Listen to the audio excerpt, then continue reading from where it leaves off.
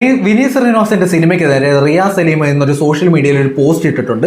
സംഭവം എന്താണെന്ന് അറിയുന്നതിന് മുമ്പ് ഞാൻ ഇന്ന് ഈ സിനിമ പോയി കണ്ടായിരുന്നു. അതിനുശേഷമാണ് ഈ പോസ്റ്റൊക്കെ കണ്ടത്. അപ്പോൾ ഈ സിനിമ കണ്ടതിന് ശേഷം, ഈ പോസ്റ്റ് വായിച്ചതിന് ശേഷം ഇതുമായി ബന്ധപ്പെട്ട് കുറച്ച് കാര്യങ്ങൾ പറയാമെന്ന് എനിക്ക് തോന്നുന്നു.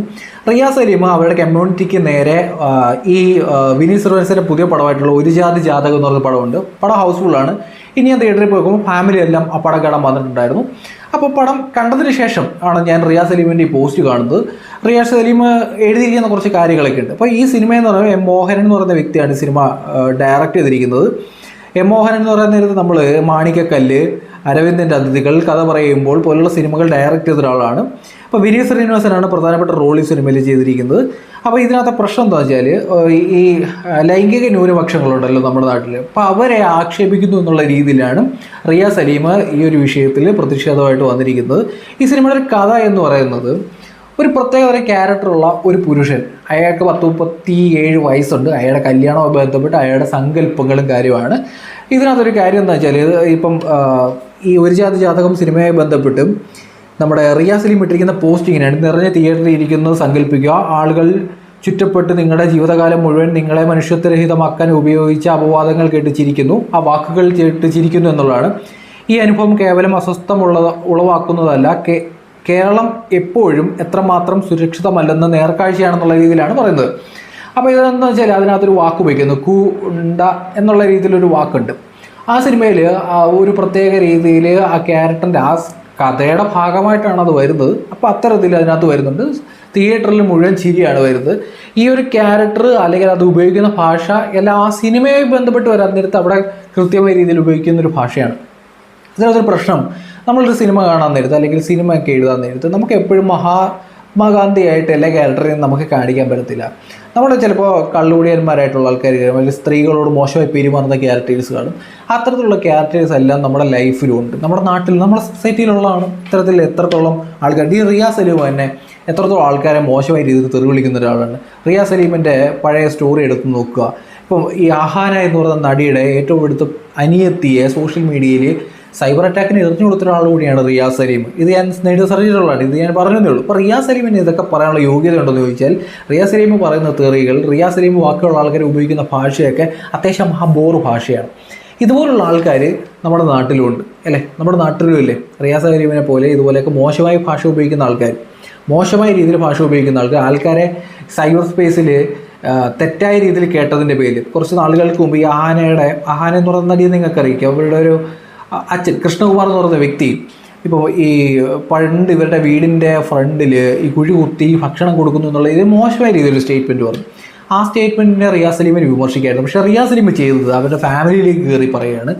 ഏറ്റവും ഇളയുള്ള ഒരു പെൺകുട്ടി, അന്ന് പ്രായപൂർത്തിയെടുത്ത പെൺകുട്ടിയാണ്. ആ പെൺകുട്ടി ഒരു വ്ലോഗ് ചെയ്യുന്നുണ്ടായിരുന്നു. അതിനകത്ത് ഗുണ്ട എന്ന് പറയുന്നത് റിയാസ് സലീം തെറ്റായ രീതിയിൽ UNDA എന്നുള്ള രീതിയിലാണ് കേട്ടത്.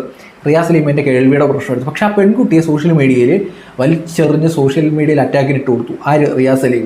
എന്നിട്ട് മാന്യമല്ലാത്ത രീതിയിൽ ആ തെറ്റ് മനസ്സിലായപ്പോൾ തിരുത്താതെ, ഒരു സോറി പറയാതെ സ്റ്റോറി ഡിലീറ്റ് ചെയ്തിട്ട് പോയൊരു വ്യക്തിയാണ് റിയാസ് സലീം. അപ്പോൾ റിയാസ് സലീമിനെ പോലുള്ള ആൾക്കാർ നമ്മുടെ സൊസൈറ്റിയിലുണ്ട്. ഒരു തെറ്റ് പറ്റിയപ്പോൾ തിരുത്താൻ പോലും ശേഷിയില്ലാത്ത ആൾക്കാരുണ്ട്. നമ്മളിപ്പോൾ ഒരു സിനിമ ഇറങ്ങാൻ നേരത്തെ എല്ലാവരും നല്ല രീതിയിൽ ക്യാരക്ടേഴ്സ് ഒന്നും കാണിക്കാൻ പറ്റത്തില്ല.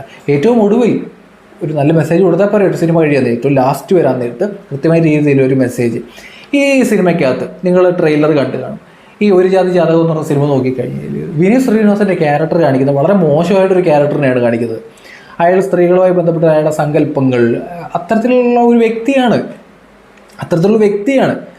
അപ്പോൾ ആ വ്യക്തിയുടെ ചുറ്റുപാട് നടക്കുന്ന ഒരു കഥ വരാൻ നേരത്ത് അവരുപയോഗിക്കുന്ന ഭാഷ മോശമായിരിക്കും. ഇപ്പോൾ നമ്മൾ ഒരു സിനിമയിലെ വില്ലൻ വന്നിട്ട് മഹാത്മാഗാന്ധിയെ പോലെ സംസാരിക്കുകയും പെരുമാറുകയും ചെയ്യണമെങ്കിൽ അത് വില്ലൻ്റെ ആവശ്യമുണ്ടോ സിനിമയിൽ? ഇല്ല. ഇപ്പോൾ നമ്മൾ എല്ലാത്തിനകത്തും ഒരു സിനിമയിലേക്ക് പോയിട്ട് എല്ലാത്തിനകത്തും നമ്മളിങ്ങനെ പെരുമാറുമ്പോൾ നമ്മുടെ സൊസൈറ്റിയിൽ ഇതുപോലെ പ്രവർത്തിക്കുന്ന, മോശമായ രീതിയിൽ സംസാരിക്കുന്ന, വളരെ മോശമായ രീതിയിൽ കാര്യങ്ങൾ കൈകാര്യം ചെയ്യുന്ന ആൾക്കാരൊക്കെ ഉണ്ട്.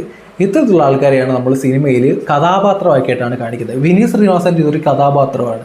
ഇപ്പം അതിനകത്ത് ഉപയോഗിക്കുന്ന ഭാഷ എന്ന് പറയുന്ന നേരത്ത് ആ ഭാഷ ചിലപ്പോൾ ചില ആൾക്കാർക്ക് ബുദ്ധിമുട്ടുണ്ടാക്കും എന്ന കാര്യത്തിൽ എനിക്ക് എതിരഭിപ്രായമൊന്നുമില്ല. പക്ഷേ സിനിമ എന്ന് പറയുന്നത് അത് ആ ഒരു സിനിമ ക്യാരക്ടർ മനസ്സിലാക്കി നമ്മൾ കാണുകയാണെന്നുണ്ടെങ്കിൽ ഓക്കെയാണ്. പക്ഷേ എൻ്റെ ഒരു അഭിപ്രായം എന്ന് പറയുന്നത്, ഈ ഒരു സിനിമ കണ്ടു കഴിയാൻ നേരത്ത് ആ സിനിമ ആ കഥാപാത്രങ്ങളിലൂടെ മാത്രമാണ് യാത്ര ചെയ്യുന്നത്. ആ കഥാപാത്രങ്ങൾ ഉപയോഗിക്കുന്ന ഭാഷയാണ് ആ സിനിമയിൽ കൊടുത്തിരിക്കുന്നത്. നമ്മുടെ നാട്ടിൽ ഇന്നും ഇത്തരത്തിലുള്ള ആൾക്കാരുണ്ട്, ഇല്ലെന്ന് നമുക്ക് പറയാൻ പറ്റുമോ? നമ്മുടെ നാട്ടിലുള്ള ആൾക്കാരെല്ലാം മഹാന്മാരാണ് എന്ന് പറയാൻ പറ്റുമോ? റിയാസ് സലീം പോലും പലപ്പോഴും പല ആൾക്കാരെയും മോശമായ രീതിയിൽ തെറി വിളിക്കുന്ന ഒരാളാണ്, അന്യായമായ രീതിയിൽ തെറി വിളിക്കുന്ന ആൾക്കാരാണ്. സോഷ്യൽ മീഡിയയിൽ അറ്റാക്ക് ഒരു പ്രായപൂർത്തിയാത്ത പെൺകുട്ടിയെ സോഷ്യൽ മീഡിയയിൽ അറ്റാക്കിൻ്റെ കൊടുത്ത ആളാണ് റിയാസ് സലീം. വേണമെന്നുണ്ടെങ്കിൽ ഞാൻ വേണമെങ്കിൽ തെളിവ് തരാം. അന്ന് ഒളിച്ചോടിയ വ്യക്തിയാണ് റിയാസ് സലീം. ഒരു ഒടുവിൽ ആ സിനിമയുള്ളൊരു മെസ്സേജ് കൊടുത്ത് നിർത്തുകയാണ് ചെയ്യുന്നത്. ഇപ്പം പ്രതിഷേധിക്കാനുള്ള അവകാശമൊക്കെ റിയാസ് സലീമിനുണ്ട്. പക്ഷേ റിയാസ് സലീം എല്ലാവരോടും മാന്യമായിട്ട് തന്നെ പെരുമാറുന്ന ഒരാളാണെന്ന് ചോദിച്ചാൽ അല്ല. ഞാനിന്ന് ആ സിനിമ പോയി കണ്ടായിരുന്നു. ഒരു എൻ്റർടൈൻമെൻറ്റ് എന്നുള്ള രീതിയിൽ കണ്ടുകൊണ്ടിരിക്കാം. ആൾക്കാർ നല്ല രീതിയിൽ ചിരിക്കുന്നുണ്ട്, അവർ ആസ്വദിക്കുന്നുണ്ട്. നമ്മുടെ നാട്ടിൽ ഡബിൾ മീനിങ് ഉള്ള സിനിമകൾ വരുന്ന ആദ്യമായിട്ടൊന്നുമല്ല. നമ്മുടെ നാട്ടിൽ ഇതിനെയൊക്കെ നമ്മൾ കുറച്ച് കൊണ്ടുവരണം എന്ന അഭിപ്രായം തന്നെ എനിക്കുണ്ട്, ഇല്ലെന്ന് ഞാൻ പറയുന്നില്ല. പക്ഷേ സൊസൈറ്റിയിൽ നമ്മളിപ്പം ഒരു സിനിമ വരാൻ നേരത്ത് സൊസൈറ്റിയിൽ കാണിക്കുന്ന മനുഷ്യരല്ലേ നമുക്ക് സിനിമയിൽ കാണിക്കാൻ പറ്റത്തുള്ളൂ, ആ കഥാപാത്രമാക്കാൻ പറ്റത്തുള്ളൂ. എല്ലാം പോസിറ്റീവ് ആണെന്നുണ്ടെങ്കിൽ നമുക്ക് സിനിമ ചെയ്യാൻ പറ്റും? ഇല്ലല്ലോ. എന്തായാലും നിങ്ങൾ ഒരു ജാതകം കണ്ടിട്ട് നിങ്ങളുടെ അഭിപ്രായം എന്താണ് തോന്നിയതെന്ന് ജസ്റ്റ് കമൻറ്റ് ചെയ്യാം കേട്ടോ.